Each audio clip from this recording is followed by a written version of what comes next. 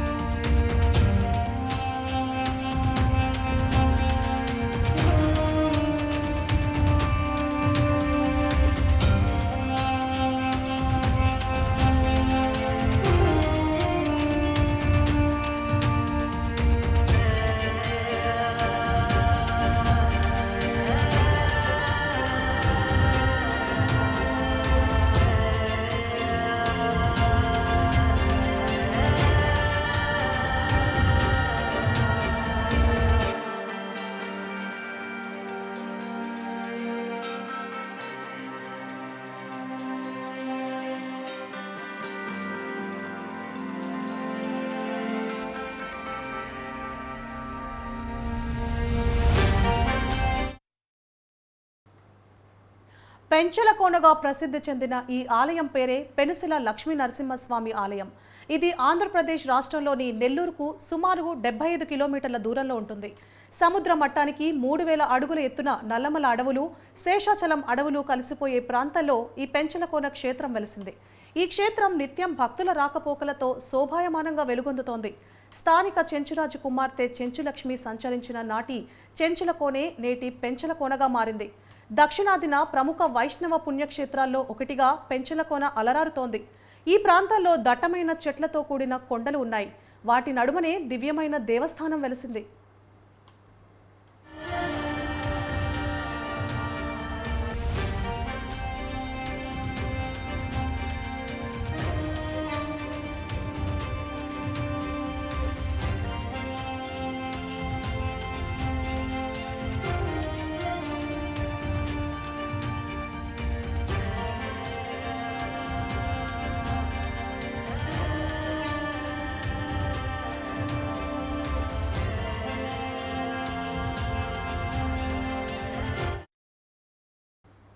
శ్రీ మహావిష్ణువు కృతయుగాన ప్రహ్లాదుని రక్షించేందుకు హిరణ్యకశపుని సంహరించిన అనంతరం వెలిగొండల కీకారణ్యంలో గర్జిస్తూ ఆవేశంగా సంచరిస్తున్న సమయంలో చెంచురాజు కుమార్తె చెంచులక్ష్మి తన చెలికత్తెలతో అడవిలో విహరిస్తుండగా స్వామివారి భీకర రూపాన్ని చూసిన చెలికత్తెలు భయంతో పారిపోగా చెంచులక్ష్మి మాత్రం భయపడకుండా నిలబడిపోయినట్లు చరిత్ర చెబుతోంది.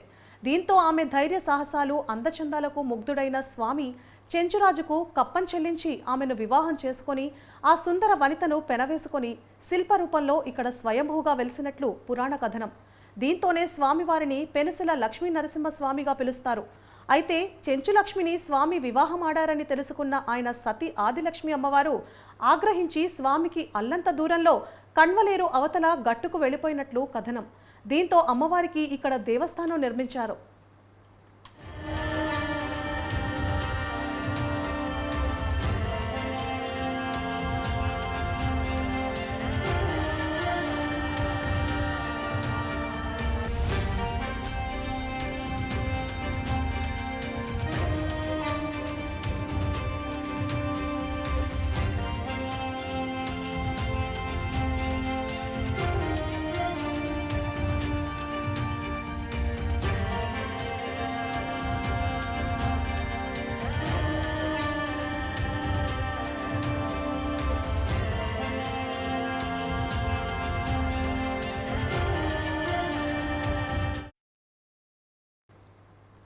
తూర్పు కనుమల మధ్య పర్వత ప్రాంతాలలో నెల్లూరు, కడప జిల్లాల మధ్య ఈ క్షేత్రం ఉంది.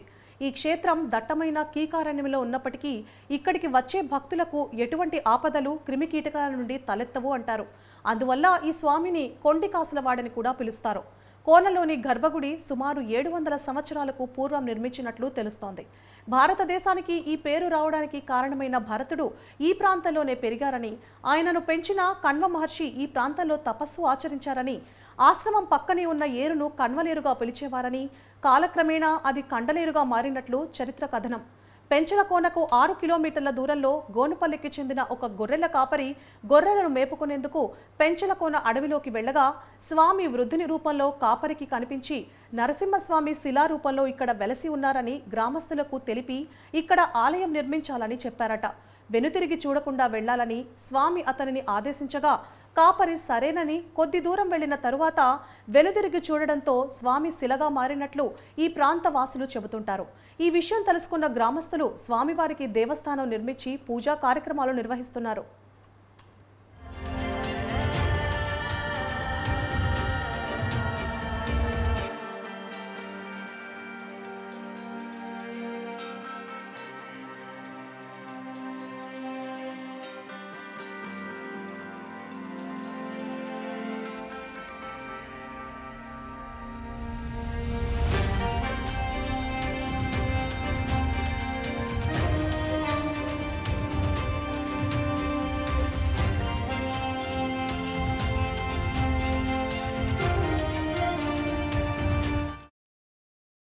పంతొమ్మిది 1959లో ఈ దేవస్థానం దేవాదాయ శాఖ ఆధీనంలోకి వచ్చింది.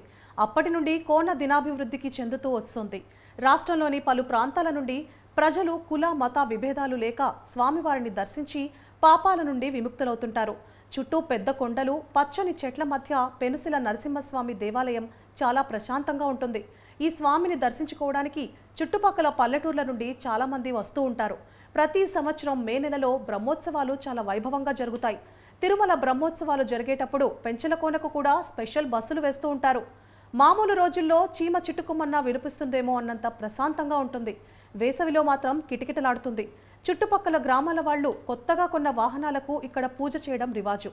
ఇక్కడికి రావడానికి రాపూరు, పొదలకూరు, గూడూరు, నెల్లూరు నుండి బస్సులు తిరుగుతాయి.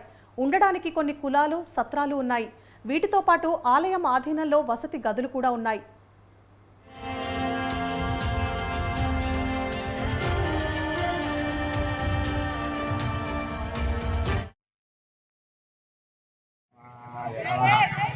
मातान् नृसिंहाश्च पितान् नृसिंह प्रातान् नृसिंहाश्च सखान् नृसिंह या नृसिंहो द्रविणं नृसिंहः स्वामी नृसिंहः सकलं नृसिंहः నృసింహావతారంలో స్వామి హృదయంలో ఆవిర్భావం అయిన తరువాత ఆ యొక్క నృసింహ జ్వాల మన క్షేత్రానికి రావడం, ఇక్కడ పెంచలకోన క్షేత్రానికి ఆ యొక్క వచ్చినటువంటి ఉగ్ర రూపాన్ని ఎవరు శాంతింపజేయలేకపోతే వైకుంఠవాసిని భిక్షానపాని అన్న లక్ష్మీధరాత్రి దేవతలే ప్రార్థించగా అమ్మ వచ్చి చెంచులక్ష్మిగా రూపాంతరం చెంది స్వామిని శాంతింపజేసి స్వయం వ్యక్తం స్వతసిద్ధమైనటువంటి అమ్మతోటి స్వామి ఒకే శిలా ఆకృతిలో తెరవేసుకున్నటువంటి రూపంలో ఉన్నటువంటి రూపం దేవతలే రక్షించి స్వామి అనుగ్రహాన్ని పొంది మహర్షులు దాని తర్వాత మా పరంపరగా మనకు వచ్చినటువంటి ఆ స్వతసిద్ధమైనటువంటి స్వామిని వృషభే స్వాతి నక్షత్రే చతుర్థస్యాం శుభే దినే సంధ్యాకాలేన సంయుక్తే స్తంభోద్భూతో నృకేశ్వరి. ఆ వేళ ప్రహ్లాదుడు పిలిస్తే సాయం సంధ్యంలో సౌమ్యవారం బుధవారం రోజున స్వాతి నక్షత్రంలో సాయం సంధ్యంలో ఆ వేళ హిరణ్య కశిపుడికి ఇచ్చినటువంటి వరాలకి విరుద్ధంగా స్వామి ఆ సమయంలో ఆవిర్భావం చెంది చివరిగా ఇక్కడికి వచ్చి నృసింహ అవతారంలో నవనారసింహ క్షేత్రంలో చివరిదైనటువంటి మన క్షేత్రంలో చతుర్దశి స్వాతి నక్షత్రం సాయం సంధ్యాన్ని తీసుకుని మనం బ్రహ్మోత్సవాలకి పూర్వాంగభూతంగా వైశాఖ శుద్ధ ఏకాదశి రోజున ఆరంభించడం జరుగుతుంది. అది ఎక్కడా లేని విధంగా ఇక్కడ శోభాయాత్రగా మొట్టమొదటగా ఇక్కడ స్వామి ఆవిర్భావం అయినప్పుడు ఇక్కడ ఉన్నటువంటి అరణ్య ప్రాంతంలో మనిషి సంచారం ఉండేది కాదు కాబట్టి అప్పుడు నా యొక్క రూపాన్ని మీరు పలానా దగ్గర పెట్టుకొని అర్చించండి అని చెప్పి స్వామి ఆదేశానుసారంగా అప్పటి నుంచి ఈ గోనుపల్లి గ్రామంలో స్వామిని అర్చించుకుంటూ మా పెద్దవాళ్ళంతా కూడా ఇక్కడే నివసిస్తూ ఉన్నారు.